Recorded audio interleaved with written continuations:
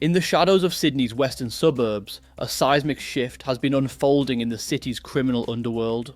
For years, the Alameddine crime network reigned supreme, orchestrating a sprawling drug empire with street-level muscle provided by a lesser-known but fiercely loyal crew known as the Kaiviti Family, or KVT. Originally a tight-knit group of young men of Fijian heritage, the KVT operated as enforcers and foot soldiers, willing to do jail time, carry guns, and execute enforcement duties for their powerful superiors. But in 2025, this alliance came undone. A bitter fallout, ignited by ambition, fractured loyalties, and rising violence, has turned Sydney's gangland landscape on its head. What began as a quiet subordinate group embedded within the Alameddine Empire has now evolved into a force demanding its own place at the criminal table, sparking one of the most volatile gang conflicts the city has witnessed in decades. This is the story of how the KVT gang rose through the ranks of organised crime, helped fuel a notorious gang war, and eventually turned on their mentors, plunging Sydney into a new era of bloodshed and chaos. KVT, an acronym for Kaiviti Family, derives its name from Kaiviti, a Fijian word broadly used to identify native Fijians. The gang primarily consists of young men of Fijian heritage raised in western Sydney suburbs such as Mount Druitt and Merrylands. Many KVT members emerged from low-income households, environments marred by social marginalisation, and a fractured relationship with authority. These circumstances made them susceptible to the lure of brotherhood, protection and money offered through gang life. Initially a loose-knit group bound by ethnic and geographic solidarity, the KVT evolved into an organised criminal entity as it caught the attention of the Alameddine crime network. Senior Alameddine figure Masood Zakaria, a former junior football talent turned high-ranking fugitive, played a key role in transforming KVT from a marginal street presence into a strategic criminal tool. Zakaria saw junior rugby league as fertile recruiting ground. Using donations, free jerseys, and his local celebrity status, he embedded himself in the community to win over promising young athletes, many of whom would later become loyal foot soldiers for KVT. This alliance gave the Alameddines a disposable and highly active strike team, capable of committing assaults, storing drugs and firearms, and even accepting jail time on behalf of their superiors. In return, KVT members were rewarded with luxury goods, housing and financial compensation. By the early 2020s, KVT had developed into a tightly run, street-level enforcement wing of the larger Alameddine syndicate. The partnership between the Alameddines and KVT deepened over time. KVT increasingly became an indispensable tool for executing the family's will on the streets, especially during moments of violent confrontation. While the Alameddine group focused on drug importation, trafficking and international logistics, KVT handled dirty work at the street level, enforcing debt collection, committing assaults and trafficking smaller drug parcels across Sydney. This relationship became most visible during the infamous gangland feud between the Alameddines and the Hamzi crime family, the most dominant faction of the Brothers for Life organisation. The Turf War, which escalated between 2020 and 2022, left a trail of bodies across Sydney and plunged the city into a state of heightened fear and police alert. The first clear public link between the Alameddines and KVT emerged in August 2021 when KVT leader Joseph Joe Fresh Vokai, along with Samuel Rokamakisa and an unnamed 19-year-old, was arrested in North Sydney. The trio, wearing masks and carrying firearms in a stolen Mercedes, was accused of conspiring to assassinate Ibrahim Hamza, then head of the Hamzi crime family. The foiled hit plot exposed the depth of KVT's operational involvement and confirmed their role as willing and lethal tools in the Alameddine network. Vokai was later charged with conspiracy to commit murder and directing a criminal group, cementing the perception of KVT as more than mere street thugs. His incarceration marked the first time police formally acknowledged KVT's integration into Sydney's major organised crime hierarchy. Despite mounting legal pressure and internal chaos within the Alameddine family, the partnership between the two groups remained intact into late 2024 and early 2025, particularly as they turned their focus toward the illicit tobacco trade. On November 29th, 2024, Alameddine and KVT associates collaborated in an attempted robbery of a tobacco delivery truck in Guildford. Weeks later, on January 4th, 2025, the two groups joined forces again, this time targeting a warehouse in Condell Park, storing over a ton of illicit tobacco. Their plans, however, were disrupted when they accidentally triggered the site's security alarm. In response, 3 men connected to the warehouse quickly arrived at the scene, where they were confronted and threatened at gunpoint by the intruders. The victims were then bound at the hands and feet and subjected to what authorities later described as a violent and barbaric assault that lasted between 15 and 30 minutes. During the ordeal, one of the men had a toe partially severed. Emergency services were contacted during the attack, prompting a swift police response that caused the group to scatter. While 6 members of the crew managed to evade capture, 2 suspects were arrested at the scene and charged with aggravated break-and-enter and detaining a person in company. On March 25th, 2025, police dismantled the major illicit tobacco syndicate involving both groups. Among those arrested were several known KVT members and Alameddine associates, including Emad Slimane, who had previously spent nearly 2 decades in prison for the 1997 murder of rising sports star Jason Burton, and who police allege directed the operation. The syndicate was accused of the brutal assault at the Condell Park warehouse, the attempted hijacking of a tobacco delivery truck in Guildford, and, in addition, the theft of $1.5 million worth of cigarettes from a Cassila storage facility and another failed heist at a unit in Girraween. These coordinated crimes illustrated that, despite law enforcement pressure, the Alameddine-KVT relationship remained functional, if not entirely balanced. By mid-2025, however, the once tight alliance began to fray. Law enforcement intelligence began picking up whispers of dissent and infighting, hinting at a major power struggle within Sydney's criminal ecosystem. The departure of key Alameddine figures, many of whom had fled to Lebanon under pressure from New South Wales police, left a leadership vacuum in Sydney. Without strong centralised control, subgroups like KVT began asserting more autonomy. Simultaneously, a splinter group known as the Afghani crew emerged from within KVT's ranks. This younger, more aggressive subset sought to break from both Alameddine oversight and traditional gang hierarchies. The Afghani crew represented a generational rebellion, one that preferred violence over diplomacy and independence over loyalty. The situation escalated rapidly. Drive-by shootings, arsons and public brawls hinted at a burgeoning conflict. In response, New South Wales Police launched Task Force Falcon, a major investigative initiative consolidating 13 different strike forces under a single umbrella. Over 150 officers were deployed to manage what was now shaping up to be a full-blown gang war.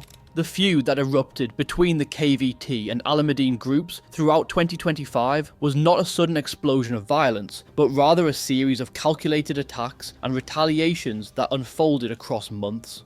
The conflict claimed lives, maimed bystanders, and shook Sydney's western suburbs with a relentless rhythm of bloodshed. Tensions first came to public attention when a confrontation allegedly took place between Joseph Joe Fresh Vokai and Alameddine associate Ali I Huncho Younes at a gym in Western Sydney. Though both men denied the incident when police were notified, rumours of the altercation between the high-profile rapper and the emerging gang leader only intensified speculation of an imminent power struggle. That struggle quickly escalated. On the 18th of February, gunfire erupted on the boulevard in Brighton-Les Sands. 3 men believed to be affiliated with the Alameddine family, including 32-year-old Dawood Zakaria and senior member Samimjan Azari, were targeted in a drive-by shooting. Though no one was killed in this initial attack, police later confirmed that Azari, who remained one of the most senior Alameddine figures not in prison or overseas, had been the intended target. This would be the first attempt on Azari's life, but not the last. Just 2 months later, on the 13th of April, another confrontation allegedly took place, this time at a funeral for the father of an Alameddine member. KVT and Alameddine figures reportedly clashed again in what was said to be another brawl, though the individual connected to the deceased denied any such fight had occurred.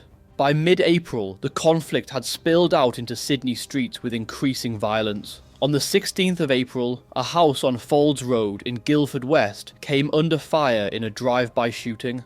At the time, a 26-year-old woman was inside the home. Police later revealed the shooting was likely linked to her relationship with an alleged Alameddine member.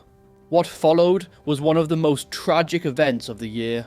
On the 19th of May, John Versace, a 23-year-old plumber who had no links to organised crime, was gunned down in a hail of bullets at his doorstep in Condell Park in the city's southwest. Authorities believe his murder was a case of mistaken identity. The actual target, a known Alameddine associate, lived nearby. Versace's death shocked the public and illustrated how indiscriminate the violence had become. Less than a week later, on the 25th of May, the feud escalated further.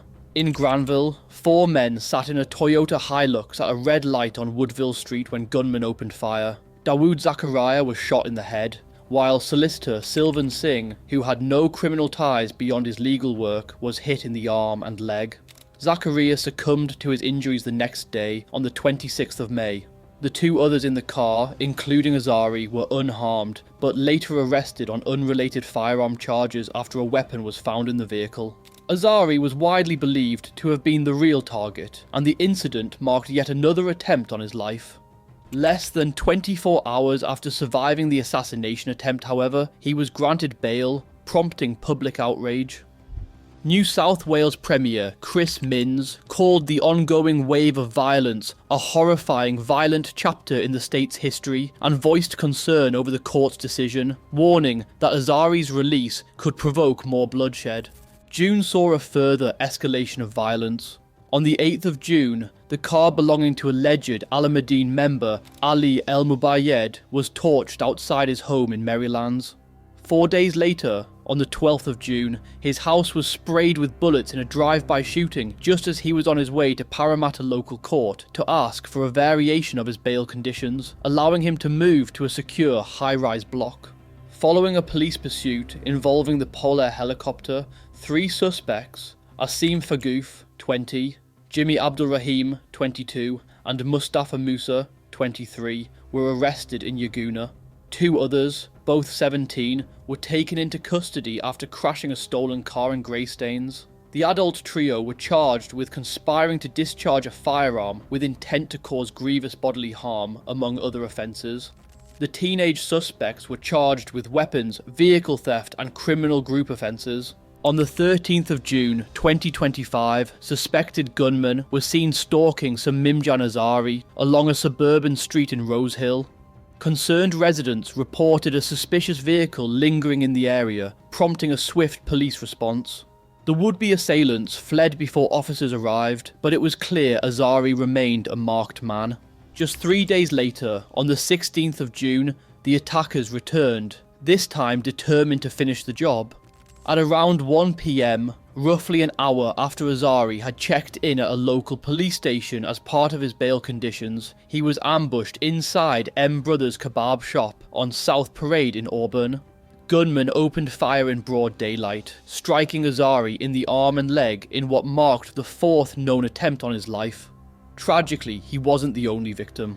Aspiring footballer Kali Taizani, 25, and shop worker Yuragul Idogu, 47, were also caught in the crossfire.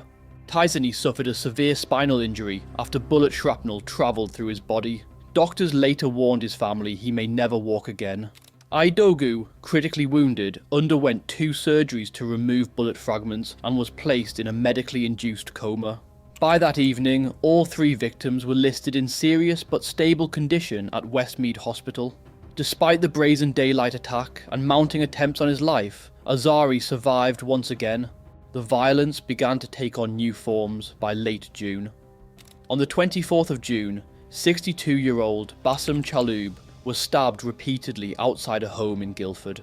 Police believe Chaloub's son, Emilio, bodyguard to rapper and Alameddine affiliate I Huncho, was the actual target.